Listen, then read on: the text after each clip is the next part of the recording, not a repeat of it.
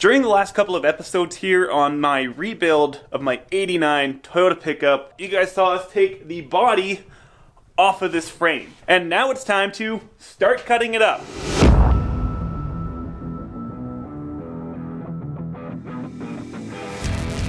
Brought to you in part by Cranbrook Toyota.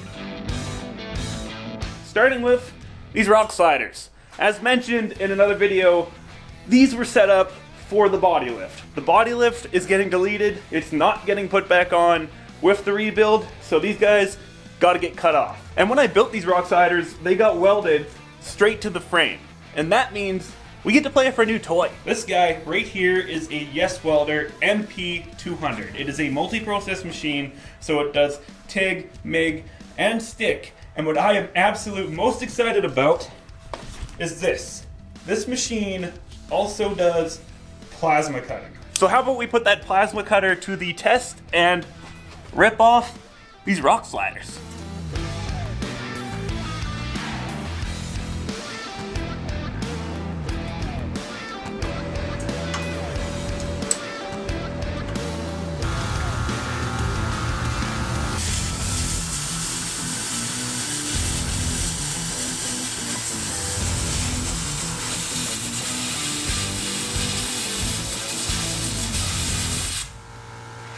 So far, this plasma cutter is working out pretty good. I got all of the top sides and the sides cut, just not underneath because I don't want to lay underneath and get, well, hot melting lava metal all over my face and body. So I think I'm going to use a Sawzall, cut the bottoms out, and should be good from there. This is really my first time using a plasma cutter, so I'm completely new here. It works good, but I'm having some sort of issue. I'll start the arc, it'll burn real good for like an inch, 2 inches, and then all of a sudden the torch would go out.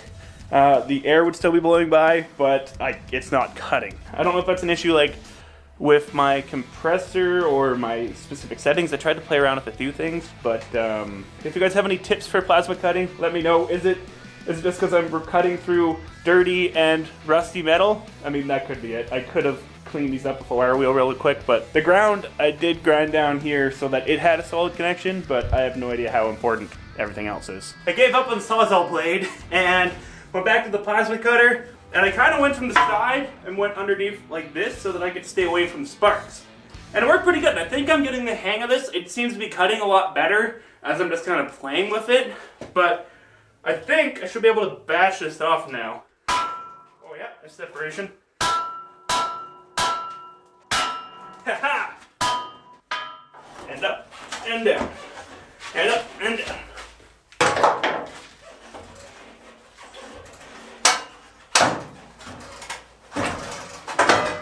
Boom!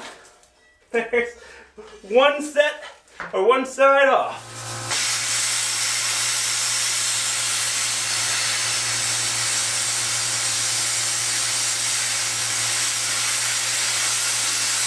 Here's what I've learned in my 20 or so minutes of plasma cutting. I know what I was doing wrong. I was treating it like a welder, where I was keeping a fair bit of a gap between the material I was trying to cut and the tip of the torch. When in reality, it seems the plasma cutter pretty much wants you to be touching it. And then it rips right through, no issues whatsoever. This side went way cleaner and way faster. So let's beat it off. Wow, let's hammer it off. Yeah, that sounds better. Woo.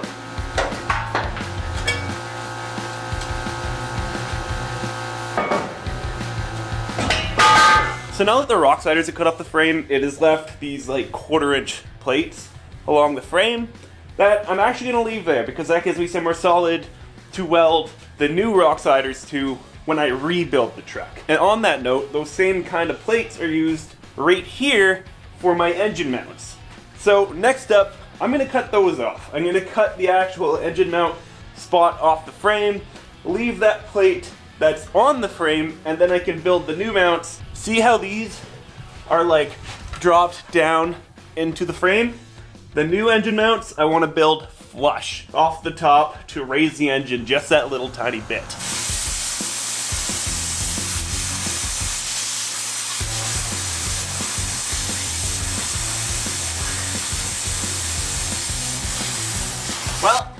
Can you guess what these are? This is the first iteration. It's very sloppy, it's barely taped together, it's poorly cut up. And this is the start of the frame side 3-link bracket. So this guy right here bolts to the frame in the factory cross member location and then would obviously get welded all the way around. These bolts are pretty much just for locating purposes, but then comes off the frame. This here is the upper link, and underneath is a lower link. This is the second design and probably not the final design. I'm not 100% certain that it's going to work as is. I designed it so the links kick out more from the center of the truck here, mostly just to help to get the max amount of steering angle as possible. But with it so far in the middle, if you could picture another one here, it's gonna be really tight for the transmission. So I might modify it and make it an inch or two back towards the frame. If you look at my first iteration, it was a lot closer to the frame. So I think there's probably a happy medium in between the two. That's why I make them out of cardboard and figure out if it's even gonna work before I bother cutting up metal. Fitting this around the transmission is an issue, but the next issue from that is trying to turn this into a cross member to actually support the transmission as well.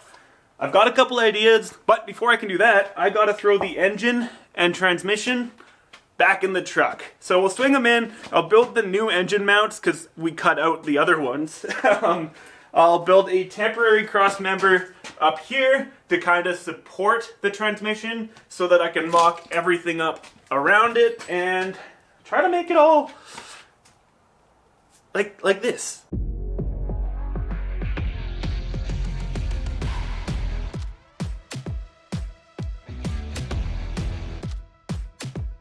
But first, I'm gonna make a little bit more room in the shop just by taking off these 37s and putting on some smaller rollers.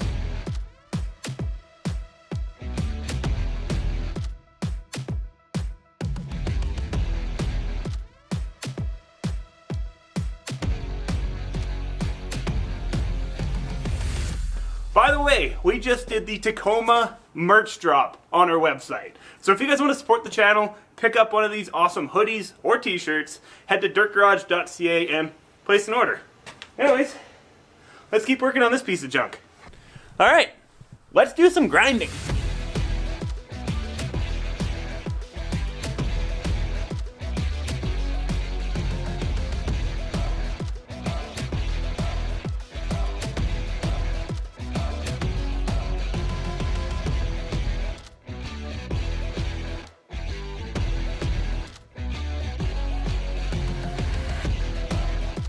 It's time to do...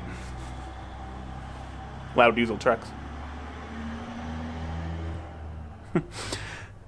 It's time to do something I have totally not been looking forward to doing, and that is to put the tranny and T-cases back into place so that I can throw the motor back in and know exactly where it's going to land, because obviously we don't have the engine mount plates anymore. Put the transmission in to figure out where the engine goes so I can build new engine mounts, and then once the engine is mounted again, I can build a temporary cross member for the transmission and transfer cases, and then pull out the trail gear dual transfer case cross member and figure out how to incorporate a link mount with a cross member in this truck.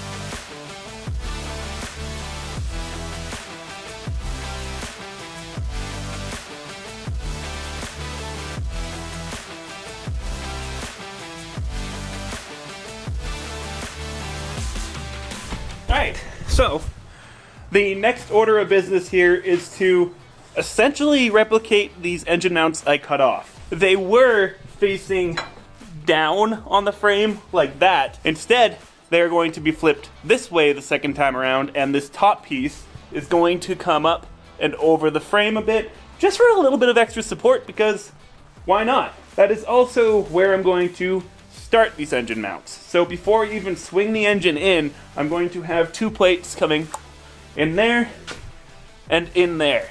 And then we will drill the holes accordingly where the engine mounts actually need to drop into place and build some gussets for it.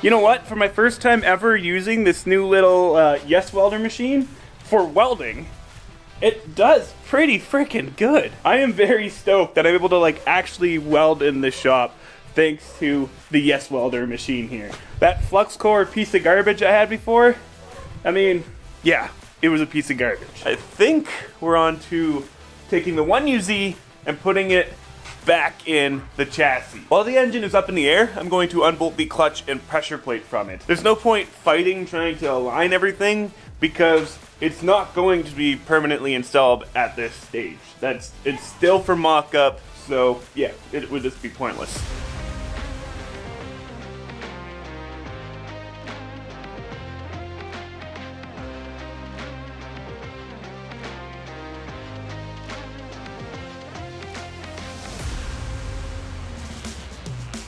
Now when it comes to like the rubber bit of the engine mount, I'm using these guys. It's the exact same style engine mount I was using before. In fact, same part number and everything, but the old one is significantly bigger. We got brand new ones because, as you guys might remember, we actually ripped one of these in half the last time we took the truck wheeling. They're pretty basic. As you can see, there's just like 2 studs slightly offset from each other.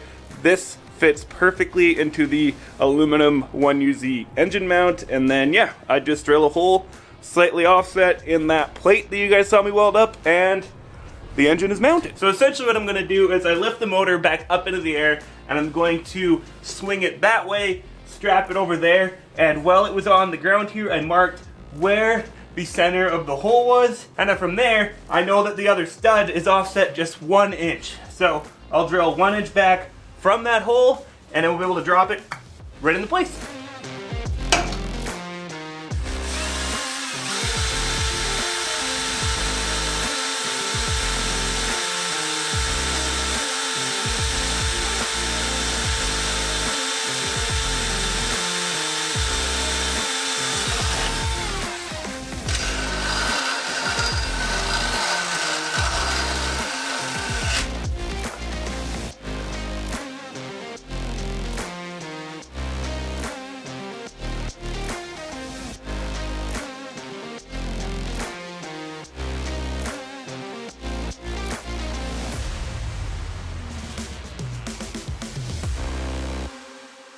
And now that we've got everything all mounted up, it's time to end this video. If you guys are interested in picking up one of these YES Welders for yourself, I got a link in the description below. It'll save you 10%, or use coupon code Dirt.Garage. Also, when you're down in the description, make sure you check out the link for Dirt.Garage.ca. Grab one of the new Tacoma hoodies. They're awesome. Anyways, guys, that's it. I'll see you next week. Peace.